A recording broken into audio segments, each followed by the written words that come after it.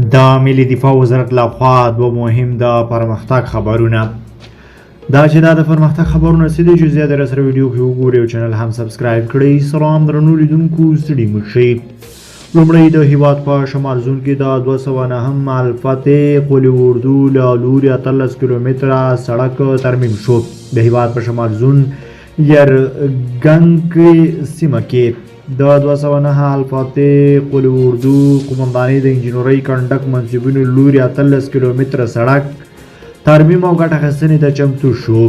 دغه سړک چې د کندوز او بلخ ولایتونو نږدې وصلوونکې لاره ده د ولسونو په غوښتنه د 2 میاشتو موده کې جوړ او د استفادې وړ وګرځېد.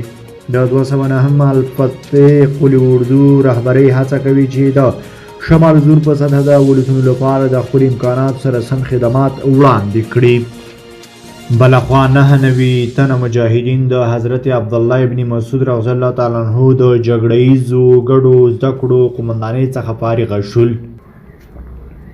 د ملي دفاع وزارت د بیلابیلو قطاعاتو او جستمانونو 99 تنه مجاهدین د حضرت عبدالله ابن مسعود رضی الله عنه د جګړه ییزو ګډو زده کړو قومندانۍ د جګړه ییزو تامیناتو او جګړه ییزو ملاتړ حمایه محاربوي ښوونځیو له مسلکي زده کړو څخه نن د یوې غونډې په ترڅ کې فارغ شول.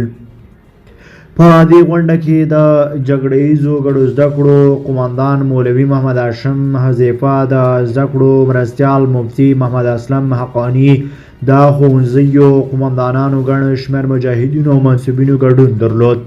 د غونډې ویناوالو فارغ شویو مجاهدینو څخه وغوښتل چې له ترلاسه کړو مسلکي زده کړو څخه د اسلامي نظام د تحکیم او ثبات په برخه کې هر اړخیزه ګټه پورته کړئ. همداراز تازه فارغ شویو مجاهدینو د اسلامي نظام د تحکیم او ثبات لپاره هر ډول سرښندنو ته چمتووالی وښودو.